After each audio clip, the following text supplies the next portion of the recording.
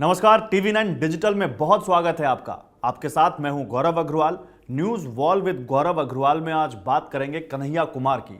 देखिए, कन्हैया सीपीआई छोड़कर कांग्रेस में शामिल हुए हैं, जिसको लेकर काफी चर्चाएं की जा रही हैं। तो आइए इस मुद्दे को कुछ हिस्सों में बांटते हैं। पहले कि कन्हैया कुमार ने सीपीआई क्यों छोड़ी, दूसरा कन्हैया कुमार कांग्रेस में क्यों आए, तीसरा कन्हैया कुमार के कांग्रेस में आने से कांग्रेस को क्या फायदा होगा, और चौथा क्या कन्हैया कुमार वाकई उस लेवल के नेता है जो कांग्रेस को बहुत मजबूती दिला पाए बिहार में, क्योंकि बिहार में कांग्रेस पार्टी अपनी जमीन ढूंढ रही है। और पांचवा, क्या बिहार में जो महागठबंधन है उसमें कन्हैया कुमार को बतौर एक बड़े नेता के तौर पर स्वीकार किया जाएगा, वो भी तब जब सामने तेजस्वी यादव खड़े हों। आइए जल्दी से इन पांचों मुद्दों को टटोलते हैं। पहले, कन्हैया कुमार ने सीपीआई क्यों छोड़ी। तो कई सारे जानकार ये कह रहे हैं कि कन्हैया कुमार की जो महत्वाकांक्षा है, कन्हैया कुमार अच्छा बोलते हैं, भीड़ जुटा लेते हैं, लेकिन कन्हैया कुमार की जो महत्वाकांक्षा है वो सीपीआई में पूरी नहीं हो रही है। सीपीआई में पार्टी में एक शख्स या एक चेहरे से बड़ा पार्टी की विचारधारा को समझा जाता है, और कन्हैया कुमार अपने कि जो महत्वाकांक्षाएं हैं, और कन्हैया कुमार पार्टी में विचारधारा से भी ऊपर जो कद चाहते थे वो उनको नहीं दिया जा रहा था, बल्कि उनके खिलाफ एक निंदा प्रस्ताव भी फरवरी में पास कर दिया गया, जिससे कन्हैया कुमार बहुत खफा थे। उनसे पार्टी के एक सचिव से उनके ऊपर पार्टी के एक सचिव से बदसलूकी का आरोप लगा था और उन्होंने वो छोड़ दिया। लेकिन फिर कह रहे हैं, कुछ लोग कह रहे हैं कि क्या सीपीआई को इसका नुकसान नहीं होगा। तो पार्टी के नेता ये कह रहे हैं कि कन्हैया कुमार आज जो भी है वो पार्टी की वजह से है, पार्टी उनकी वजह से नहीं है।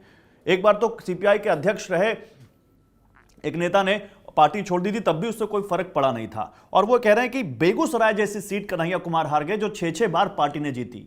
हम 10-15 लाख रुपए में वो चुनाव लड़ लेते थे, उन्होंने क्राउड फंडिंग करके करोड़ों रुपए जुटाए, फिर भी न जाने पैसे कहां से आए और न जाने वो जीत क्यों नहीं पाए। तो पहला, कन्हैया कुमार कांग्रेस में क्यों आए। फिर वही महत्वाकांक्षा यहां पर आती है। कई सारे पॉलिटिकल पंडित ये कह रहे हैं कि कन्हैया कुमार को लगता है कि कांग्रेस जैसी बड़ी पार्टी में ही उनकी महत्वाकांक्षाएं पूरी हो सकती हैं। राष्ट्रीय स्तर के वो जो नेता बनना चाहते हैं, जैसा उनको लगता है, वो कांग्रेस पार्टी उनको वो प्लेटफॉर्म दे सकती है, उनको संसद में भेज सकती है, उनको राज्यसभा में भेज सकती है। तो कन्हैया कुमार शायद कांग्रेस में इसलिए आए। और उन्होंने कहा भी कि कांग्रेस वो बड़ा जहाज है जिसको बचाना जरूरी है। कई लोगों ने तो बड़े जहाज को डूबता हुआ जहाज के तौर पर भी समझ लिया, लेकिन उन्होंने कहा था कि बड़ा जहाज। कन्हैया कुमार के आने से कांग्रेस को क्या फायदा होगा। कन्हैया कुमार और जिग्नेश मेवानी दो चेहरे आए। कन्हैया कुमार भीड़ जुटाते हैं रैलियों में। कन्हैया कुमार ने महागठबंधन के नेताओं के लिए 2020 में चुनाव प्रचार भी किया था। कन्हैया कुमार वो युवा नेता हैं, युवा चेहरे नेता के तौर पर देखे जा रहे हैं। और शायद राहुल गांधी को या कांग्रेस पार्टी के नेताओं को लगता है कि ज्योतिरादित्य सिंधिया गए, उसके अलावा दूसरे कुछ युवा नेता कांग्रेस पार्टी से गए, तो जितिन प्रसाद गए, तो अब कांग्रेस पार्टी में जो एक वैक्यूम क्रिएट हुआ है, शायद कन्हैया कुमार उस वैक्यूम को भर लें, जिग्नेश मेवानी उस वैक्यूम को भरें, और कन्हैया कुमार या फिर जिग्नेश मेवानी के आने से जो कास्ट जो बैलेंस है वो यहां पर पूरा हो। फिर कन्हैया कुमार की क्या एक्सेप्टेंस है, कन्हैया कुमार को क्या माना जाएगा। तो कन्हैया कुमार को 4-5 कसौटियों पर अगर कसें तो पहला तो वो अपना चुनाव हारे, और छोटे मोटे अंतर से नहीं, 4 लाख वोटों से हारे, उस जगह से हारे। देखिए, भारत की राजनीति में जातिगत राजनीति बहुत बड़ा एक सच है जिसको आप नकार नहीं सकते, और खासकर बिहार में जहां जातिगत जनगणना की मांग हो रही है। तो उस जगह हारे जहां पर जिस जाति से वो आते हैं, भूमिहार जाति से, वहां सबसे ज्यादा 19% वोट हैं, उसके बावजूद वो नहीं जीते, यानी उनकी ही जाति में उनकी स्वीकार्यता नहीं है। तीसरा, कन्हैया कुमार ने देश के ऊपर आरोप है देश विरोधी नारे लगाने का, मामला अभी भी अंडर ट्रायल है, और एक जो तबका है जो देश के ऊपर सवाल उठाने वालों से या जिनकी ऐसी छवि बन जाती है उनसे खुद को अलग रखता है, उनको पसंद नहीं करता है, उनमें वो स्वीकार्य नहीं होंगे।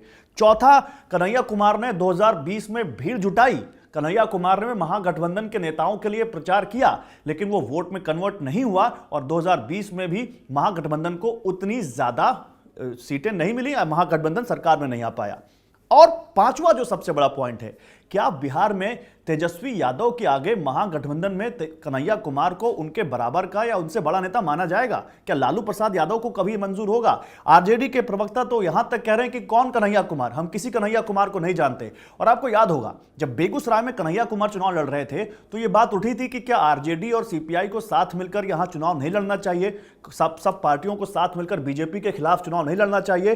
तब वहां पर कन्हैया कुमार के साथ आरजेडी नहीं आई थी, क्योंकि वहां पर यह डर था कि अगर कन्हैया कुमार जीत गए, बिहार में एक बड़े नेता के तौर पर उभरे, तो तेजस्वी यादव के लिए खतरा साबित हो सकते हैं। और बिल्कुल नहीं चाहेगी आरजेडी कि बिहार की जो इस वक्त राजनीति है या तो बीजेपी या गैर बीजेपी की, उसमें जो गैर बीजेपी धड़े के जो सबसे बड़े चेहरे के तौर पर तेजस्वी यादव इस वक्त उभर रहे हैं या उभरे हैं, उसकी जगह अब कन्हैया कुमार आए। कन्हैया कुमार वहां पर आकर उन तेजस्वी यादव की लीडरशिप के लिए ही एक खतरा बन जाए, तो आरजेडी बिल्कुल ये नहीं चाहेगी। एक और यहां पर मुद्दा है, क्या बिहार के पुराने कांग्रेसी नेता अगर कन्हैया कुमार का कद बिहार की राजनीति में या देश की राजनीति में कांग्रेस बढ़ाती है तो उसको एक्सेप्ट करेंगे? यहां पर इस पर भी क्लैरिटी नहीं है। तमाम कांग्रेस नेता तमाम अलग अलग तरह के बयान दे रहे हैं। तो कन्हैया कुमार के लिए अभी राह आसान नहीं है। उनको अपने ही घर में भी लड़ना होगा और अपने ही घर के सहयोगियों से भी लड़ना होगा जो उनके साथ गठबंधन में है, और सामने बीजेपी जैसी पार्टी तो है ही। अब देखते हैं, प्रशांत किशोर को, कन्हैया कुमार को जिग्नेश मेवानी हालांकि टेक्निकली कांग्रेस में शामिल नहीं हुए, लेकिन उन्होंने कहा कि वो क्या कहते हैं, इमोशनली और मेंटली कांग्रेस में शामिल हो रहे हैं, तो वो उन दोनों को कांग्रेस में लाने का श्रेय तो जाता है। लेकिन प्रशांत किशोर की क्या ये रणनीति कायम होगी? क्या पीके जिन लोगों पर दांव लगा रहे हैं, जिन दो लोगों पर, क्या ये दांव कामयाब होगा? ये देखना होगा। और कन्हैया कुमार को अभी बहुत कुछ प्रूव करना होगा। हालांकि फिलहाल जो मैंने पॉइंट्स बताए, ये पॉइंट्स वाकई बहुत मौजूद हैं, और देखना है कि कन्हैया कुमार का जो कंडक्ट होगा, उनकी जो आगे की राजनीति होगी, क्या इन पॉइंट्स का, इन सवालों का उसमें जवाब मिलता है। तो न्यूज़ वॉल विद गौरव अग्रवाल में बस इतना ही। Thank you.